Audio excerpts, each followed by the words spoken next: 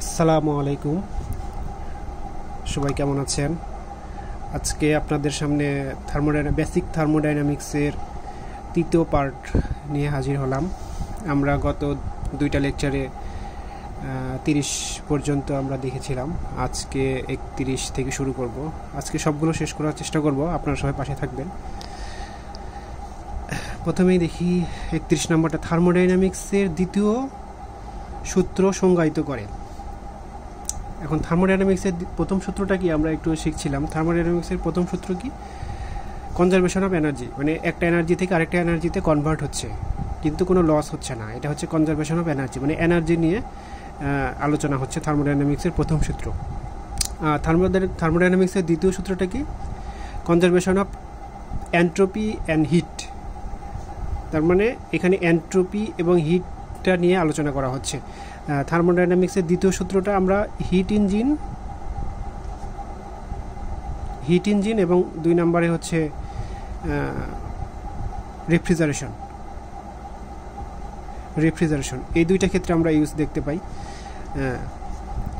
এই হিট ইঞ্জিনে কি যে পরিমাণ হিট দিব ঠিক সেই পরিমাণ কাজ পাবো না। তাহলে এখানে হিট নিয়ে আলোচনা করা হচ্ছে, আর রেফ্রিজারেশন একটা আছে, এটা এন্ট্রপি নিয়ে আলোচনা করা হচ্ছে। দ্বিতীয় সূত্রটা কি? Conservation of heat and entropy, দ্বিতীয় সূত্রটা এখানে আমরা একটু মনে রাখি। তাহলে থার্মোডাইনামিক্সের দ্বিতীয় সূত্র সংজ্ঞায়িত করে কি? এন্ট্রপি। হিট এবং দুইটাই যদি থাকে তাহলে এন্ট্রপিটা সিলেক্ট করতে হবে, এন্ট্রপিটা আমার প্রায়োরিটি থাকবে বেশি। 32 নম্বর বলছে, a process in which the temperature of working substance remain constant. Temperature constant থাকলে কি আইসোথার্মাল প্রসেস। অ্যাম্বিয়েন্ট টেম্পারেচার বলতে সারাউন্ডিংয়ে যে টেম্পারেচারটা সেটাকেই বোঝায়, মানে এটা টেম্পারেচার অফ সারাউন্ডিং এয়ারের যে টেম্পারেচার সারাউন্ডিং, এটা টেম্পারেচার এনটিপিতে 20 ডিগ্রি সেন্টিগ্রেড ধরা হয়, এনটিপিতে 20 ডিগ্রি সেন্টিগ্রেড। 34 নম্বরটা দেখি, রোদ থার্মোমিটার কোনটা? আরটিডি, মানে রেজিস্ট্যান্স টেম্পারেচার ডিটেক্টর। রোদ থার্মোমিটারকে বলা হয় আরটিডি। 35 নম্বরটা দেখি, which of the following gas has minimum molecular mass. সবচেয়ে মানে আণবিক ভর সবচেয়ে কম কোন গ্যাস? আমরা তো সবাই জানি হাইড্রোজেনের 2 আণবিক ভর, এটা গ্যাস যদি চিন্তা করি, আর গ্যাস যদি না ধরি তাহলে এটা 1। এখন which is true for adiabatic process. তাহলে অ্যাডিয়াবেটিক প্রসেসে আমরা কি, মানে কিউ সমান ডেল ই প্লাস ডাব্লু, এটা তো আমরা জানি থার্মোডাইনামিক্সের ল অনুসারে। তাহলে আমরা যখন অ্যাডিয়াবেটিক প্রসেস যাব তখন কিউ সমান 0 ধরতে হবে, মানে এখানে কোনো হিট সাপ্লাইও হবে না, কোনো রিজেক্টও হবে না, হিটের কোনো আদান প্রদান ঘটবে না। মানে থার্মোডাইনামিক্সের এই লটা হচ্ছে অ্যাডিয়াবেটিকটা মেনটেন করতে হবে, মানে কিউটা হবে 0। আর এখানে ডাব্লু কখন 0 হবে? ডেলি আইসোথার্মাল প্রসেসে হচ্ছে ইন্টারনাল এনার্জিটা 0 হবে। আর কনস্ট্যান্ট ভলিউম যখন বলবো আমরা ডাব্লু সমান 0 হবে। তাহলে আমরা 3টে জিনিস শিখলাম, কিউ সমান ডেল ই প্লাস ডাব্লু তো জানি। তাহলে এইটা কখন 0 হচ্ছে? অ্যাডিয়াবেটিক প্রসেস মানে এন্ট্রপি কনস্ট্যান্ট। আর ডেল ই কখন 0 হচ্ছে? Temperature constant. আর ওয়ার্ক কখন 0 হচ্ছে? Pressure constant, volume process. তাহলে এই 3টা জিনিস মনে রাখতে হবে।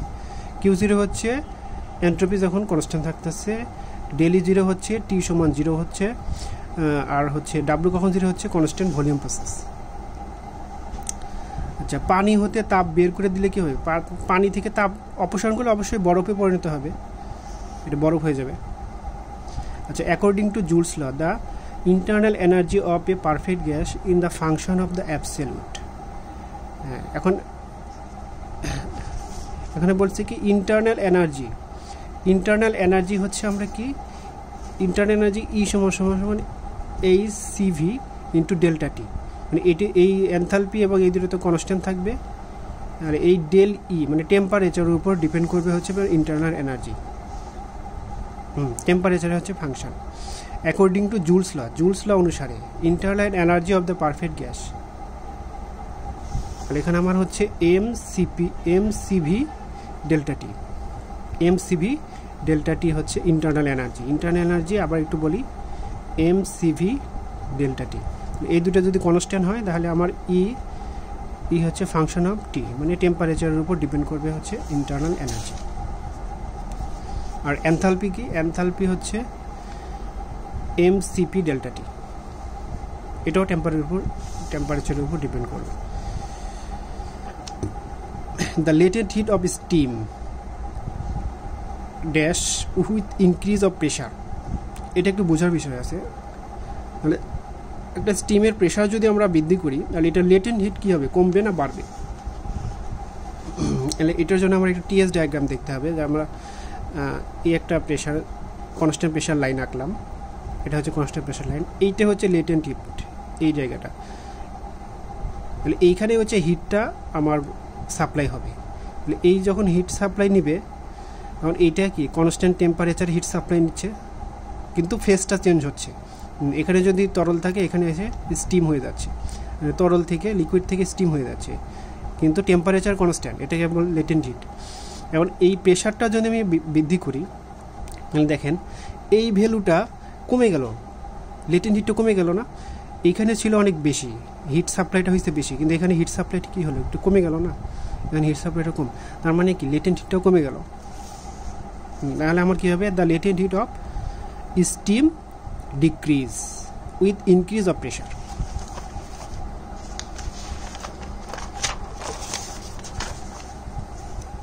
আচ্ছা, এখন আমরা একটা সমীকরণ এটা মুখস্থ রাখতে হয় ফিজিক্সের।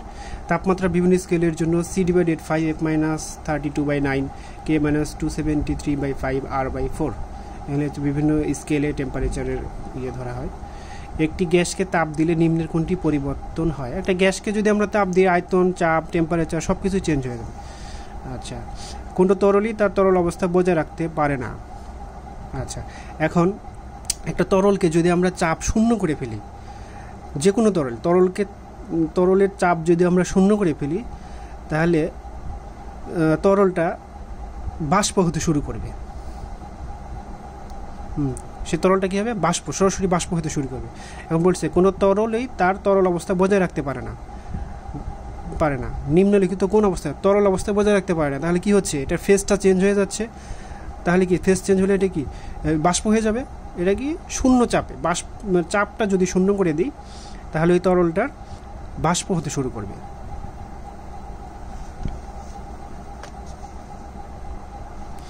আচ্ছা, which of the following is a substance? এখন সাবস্ট্যান্স হচ্ছে কি অনেকগুলো এলিমেন্ট নিয়ে তৈরি হবে, যেমন কি এয়ার একটা সাবস্ট্যান্স, পানি, লবণ, চিনি, এগুলো কি অনেকগুলো এলিমেন্ট নিয়ে তৈরি হয়েছে। এয়ারের মধ্যে অনেক কিছু থাকে, carbon, hydrogen, carbon dioxide, nitrogen, এগুলো অনেক কিছু থাকে। এগুলো হচ্ছে সাবস্ট্যান্স, মানে অনেকগুলো উপাদান নিয়ে গঠিত হবে, এটা হচ্ছে সাবস্ট্যান্স। মানে একটি মাত্র উপাদান নিয়ে গঠিত হলে সেটা হচ্ছে এলিমেন্ট। যেমন অক্সিজেন, গোল্ড, নাইট্রোজেন, এগুলো হচ্ছে একটি মাত্রই উপাদান থাকে, সেটা হচ্ছে এলিমেন্ট বলতেছি। আর ইলেকট্রিসিটি, টেম্পারেচার, এই ধরনের কি একটা ধরনের শক্তি। তাহলে আমার সাবস্ট্যান্স হচ্ছে কি এয়ার। এখন 44 নম্বরটা দেখি, in international system which of the following is the unit of temperature? টেম্পারেচারে ক্যালভিনটাকে হচ্ছে ইন্টারন্যাশনাল সিস্টেম ধরা হয়, ক্যালভিন, এটা একটু মাথায় রাখবেন, ক্যালভিন FPS একক। এখন রুদ্রতাপীয় প্রক্রিয়ার জন্য কোনটি প্রযোজ্য? আচ্ছা, রুদ্রতাপীয় প্রক্রিয়া মানে অ্যাডিয়াবেটিক প্রসেস। অ্যাডিয়াবেটিক প্রসেস মানে কি, P/Γ = কনস্ট্যান্ট। এটা একটু বুঝতে হবে। আমরা PV ডায়াগ্রামটা একটু দেখি বিভিন্ন প্রসেসের জন্য। এখন n হচ্ছে 0 থেকে ইনফিনিটি পর্যন্ত। আমরা জানি P/n = কনস্ট্যান্ট। আচ্ছা, এখন n এর মান 0, মানে কি প্রেশার কনস্ট্যান্ট। তাহলে n এর মান যখন 0 হচ্ছে তখন প্রেশার কনস্ট্যান্ট, মানে কনস্ট্যান্ট প্রেশার প্রসেস, এই যে এই প্রসেসটা। আর n এর মান হচ্ছে যখন ইনফিনিটি হবে তখন কনস্ট্যান্ট ভলিউম প্রসেস, মানে P/∞ ইনফিনিটি হবে তখন এটা হবে হচ্ছে ইনফিনিটি হলে constant volume process, V = constant. এইটা একটা গেল। এখন n এর মান যদি 1 হয় এটাকে ধরা হবে আইসোথার্মাল প্রসেস, মানে n এর মান যদি 1 হয়, এখানে যদি 1 বসাই, PV = কনস্ট্যান্ট, মানে কি টেম্পারেচার কনস্ট্যান্ট হচ্ছে। আচ্ছা, এখন n এর মান যদি n হয় তাহলে এটা কি হবে, পলিট্রপিক পলিট্রপিক প্রসেস। আমি এন এর মান হচ্ছে N, PV to the power N is equal to constant, মানে যে কোনো ভ্যালু হতে পারে পলিট্রপিক প্রসেস। আর এন এর মান যদি গামা হয় মানে 1.4, এটাকে বলবো হচ্ছে অ্যাডিয়াবেটিক প্রসেস, অ্যাডিয়াবেটিক প্রসেস। এটা একটু লাগবে, এটা সবাই একটু মুখস্থ রাখবেন। তাহলে এন এর মান 0 থেকে ইনফিনিটি হতে পারে, 0 থেকে ইনফিনিটি। তাহলে 1 হলে হচ্ছে আইসোথার্মাল প্রসেস, এন হলে হচ্ছে অ্যাডিয়াবেটিক প্রসেস, এটা হচ্ছে অ্যাডিয়াবেটিক, এটা হচ্ছে পলিট্রপিক প্রসেস। আর গামা, এন এর মান গামা হলে হচ্ছে অ্যাডিয়াবেটিক প্রসেস।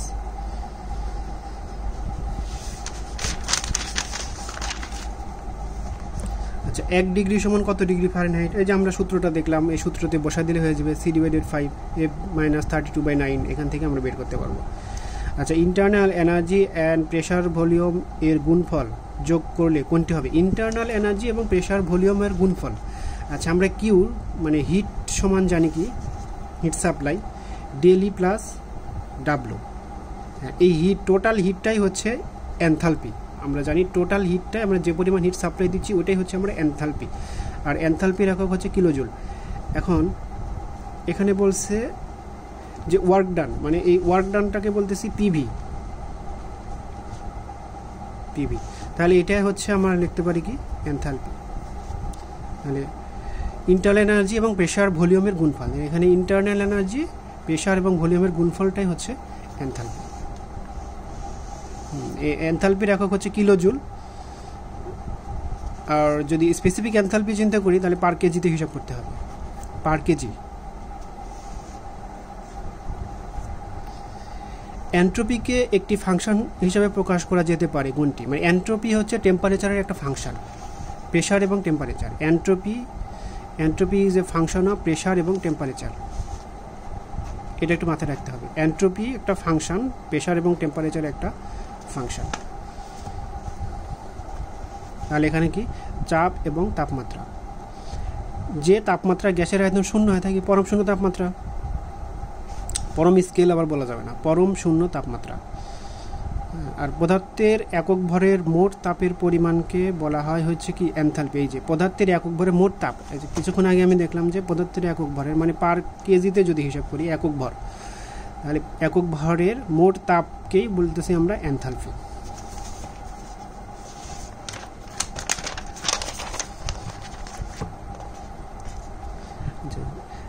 একান্ন নম্বর দেখি, যে সিস্টেমে তাপ কাজ ভর সীমানা অতিক্রম করতে পারে, এটা তো আমরা সবাই জানি। ওপেন সাইকেল, এরা গত দিনে এটা আলোচনা করেছিলাম। ওপেন সাইকেল শক্তি ভর সবগুলোই অতিক্রম করবে। গ্যাসের সংকোচন বা সম্প্রসারণের আদর্শ সূত্র কোনটি? এটা হচ্ছে এই সূত্রটা, PV to the power n সমান constant. Polytropic process, PV to the power n সমান কনস্ট্যান্ট, এটাকে আদর্শ সূত্র ধরা হয়। এখান থেকে সব সূত্রগুলো আসে। এই যে এখানে দেখলাম PV to the power n সমান কনস্ট্যান্ট, পলিট্রপিক প্রসেস। তাহলে এন এর মান 0 হলে একটা হচ্ছে, এন এর মান 1 হলে একটা হচ্ছে, এন এর মান ইনফিনিটি হলে একটা হচ্ছে। এই জন্য এই সূত্রটাকে আদর্শ সূত্র ধরা হয়, PV to the power n সমান কনস্ট্যান্ট।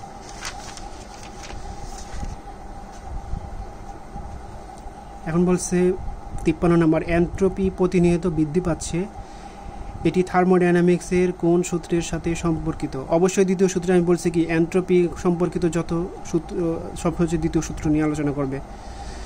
আচ্ছা, শীতল গ্যাসের উষ্ণতায় উষ্ণ গ্যাসকে সংকুচিত করলে যে শক্তি প্রয়োজন তা শীতল গ্যাসকে সংকুচিত করার তুলনায়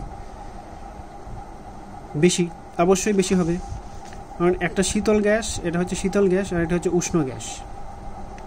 তো শীতল গ্যাসটা কি, এর মলিকুলগুলো কি একটু ঘন অবস্থায় থাকে, কাছাকাছি অবস্থায় থাকে, আর উষ্ণ গ্যাসের আর মলিকুলগুলো কি দূরে দূরে অবস্থান করে, মানে ছোটাছুটি করে। তাহলে এটাকে যদি আমি শীতল করতে চাই, উষ্ণ গ্যাসকে শীতল করতে চাই, তাহলে এটাকে এনার্জি বেশি দিতে হবে না? অবশ্যই বেশি দিতে হবে। আচ্ছা, কোনো গ্যাসের তাপমাত্রা 100 ডিগ্রি থেকে 200 ডিগ্রি বাড়ানো হলে গ্যাসের গড় বেগ কত গুণ বাড়বে? এটা একটা সূত্র আছে গড় বেগের, গড় বেগ VRMS। এইটা হচ্ছে দুইটা ভেলোসিটির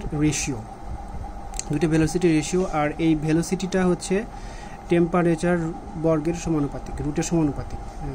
এই টেম্পারেচারের সমানুপাতিক। তাহলে আমরা V2/V1 সমান √T2/T1 √T1 যদি এই সূত্রটা ফেলি তাহলে এখান থেকে গড় বেগটা পেয়ে যাব VRMS। এই টেম্পারেচার দেয়া আছে। এখন একটু দেখি থার্মোডাইনামিক্সে 56 নম্বর। থার্মোডাইনামিক্সের প্রথম সূত্রটি কোন সমীকরণ দ্বারা প্রকাশ করা হয়? প্রথম সূত্র আমরা বলছি কি, কোনো লস টস কিছুই নেই, যে পরিমাণ হিট দিচ্ছি সেই পরিমাণে কাজ পাচ্ছি, তার মানে W সমানুপাতিক H, W সমানুপাতিক H, যে পরিমাণ হিট সে পরিমাণ কাজ, W = JH। আর যেটা কি মেকানিক্যাল ইকুইভ্যালেন্ট, এটার 427 ধরা হয়, 427 KG metre per kilo calorie. এটার ইউনিটটা হচ্ছে 427 KG metre per kilo calorie. স্থির চাপে ও স্থির আয়তনে কোনো গ্যাসের আপেক্ষিক তাপের অনুপাত। এখন আপেক্ষিক তাপের অনুপাত আমরা গামা দ্বারা প্রকাশ করি। Gamma = CP/CV। এটা সবসময় কনস্ট্যান্ট থাকবে, একটা গ্যাসের ক্ষেত্রে সব জায়গায় সমান থাকবে। সিপি এবং সিভিটা চেঞ্জ হতে পারে, কিন্তু গামা চেঞ্জ হবে না। গামা সমান বা আর, এটাকে আর দ্বারা প্রকাশ করি। CP/CV চেঞ্জ হবে না, এটা গামা দ্বারা প্রকাশ করি আর কি। গামা সমান CP/CV, এটা কখনো চেঞ্জ হবে না। 58 নম্বর। গ্যাসের আণবিক গতির সাথে যে শক্তি নিহত, গ্যাসের আণবিক গতির সাথে গতি আছে, অবশ্যই গতিশক্তি হবে, গতি থাকলে গতিশক্তি। স্থির চাপে তাপ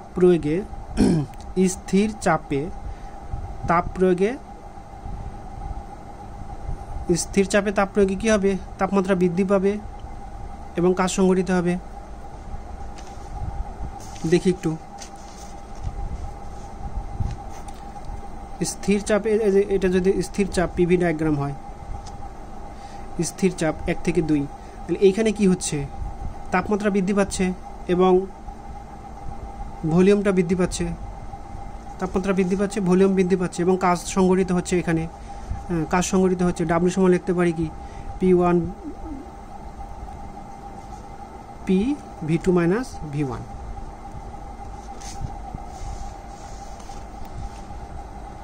আচ্ছা, স্থির চাপে আয়তনটা বৃদ্ধি পাচ্ছে এবং তাপমাত্রা বৃদ্ধি পাচ্ছে, কাজও হচ্ছে, মানে দুইটাই হবে, এটাই হবে। আয়তন বৃদ্ধি পায়, তাপমাত্রা বৃদ্ধি পায় এবং কাজও হয়। নিচের কোনটি পাথ ফাংশন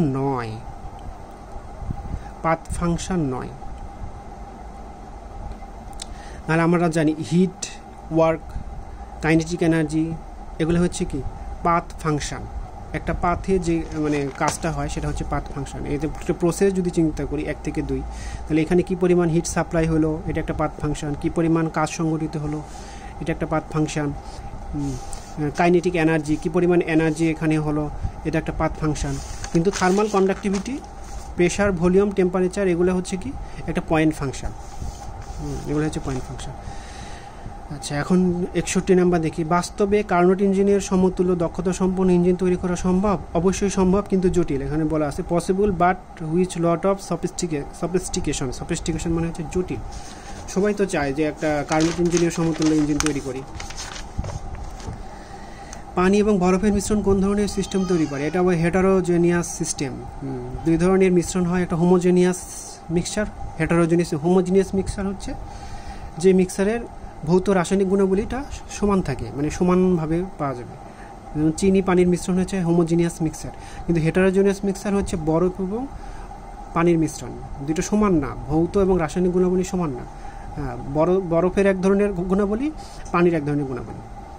0 ডিগ্রি সেন্টিগ্রেড তাপমাত্রায় পানির এন্ট্রপি কি ধরা হয়? 0। 1 কেজি পানির তাপমাত্রা 1 ডিগ্রি কেলভিন বৃদ্ধি করতে যে পরিমাণ তাপের প্রয়োজন হয় তাকে বলা হয় তাপ ধারণ ক্ষমতা। এখানে আছে? নাই। স্পেসিফিক হিট কনস্ট্যান্ট ভলিউম না, স্পেসিফিক হিট তো হবে না, কিলো জুল হবে না, এটা হবে না। নিচের কোনটি প্রত্যাবর্তন প্রক্রিয়া, মানে রিভার্সেবল প্রসেস? আমরা রিভার্সেবল প্রসেস শিখছিলাম একটা কার্নোট ইঞ্জিনের ক্ষেত্রে। এটা রিভার্সেবল প্রসেস, এটা হচ্ছে রিভার্সেবল প্রসেস। এখন রিভার্সেবল প্রসেসে কি বলছে? এটা এখানে কি হচ্ছে আইসোথার্মাল, এটা হচ্ছে আইসোথার্মাল টিএস ডায়াগ্রাম, আর এটা হচ্ছে আইসোথার্মাল এবং অ্যাডিয়াবেটিক প্রসেস। তাহলে একটা হচ্ছে আইসোথার্মাল আর অ্যাডিয়াবেটিক প্রসেসটাই হচ্ছে রিভার্সিবল প্রসেস। এটা হচ্ছে কার্নোট সাইকেলের ইঞ্জিন, 1 2 3 4, এটা 1 2 3 4। তাহলে constant temperature process, isothermal process, এখানে আবার adiabatic process, constant temperature process, আবার অ্যাডিয়াবেটিক প্রসেস। তাহলে এই প্রসেসগুলোকে বলতেছি আমরা রিভার্সেবল প্রসেস। এটা আমরা গতদিন আলোচনা করেছিলাম।